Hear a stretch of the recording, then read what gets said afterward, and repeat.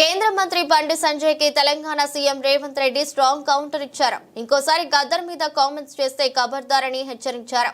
మీ party కార్యాలయాలు ఉన్న చోట గల్లీలకు గద్దరన్న కాలనీ అని పేరు పెడతామన్నారు సీఎం రేవంత్ రెడ్డి. అప్పుడు మీ అడ్రస్ చెప్పుకోవడానికి కూడా గద్దర్ పేరు చెప్పుకోవాల్సి వస్తుందని కేంద్ర మంత్రి బండి సంజయ్ ని ఉద్దేశించి అన్నారు.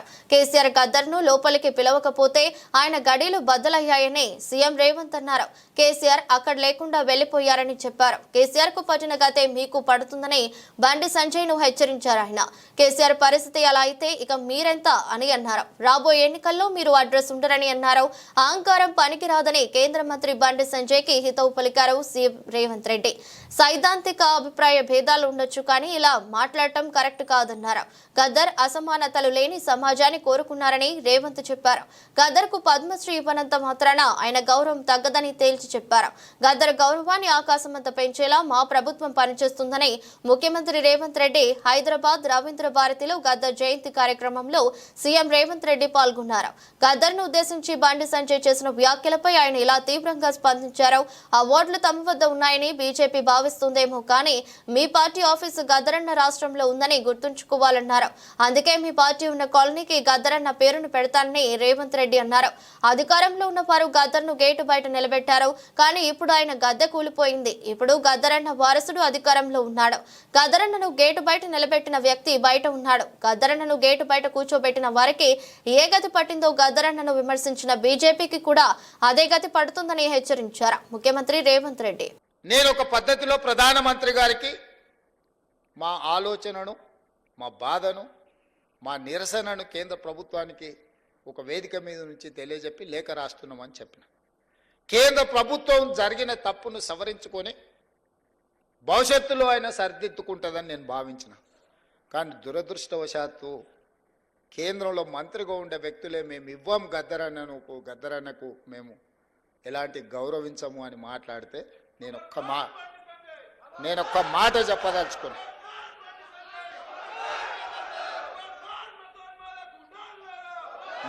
మాట చెప్పదలుచుకున్నా.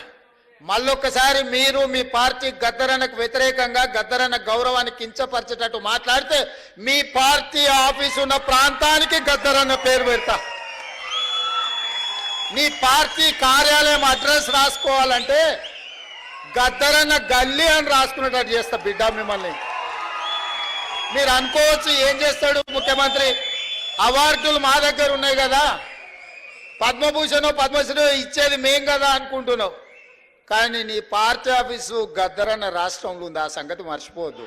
నీ పార్టీ ఆఫీసు ఉన్న ప్రాంతానికి ఆ కాలనీకే గద్దరన్న పేరు పెడితే అప్పుడు ఎవరు పేరు రాసుకుంటావు?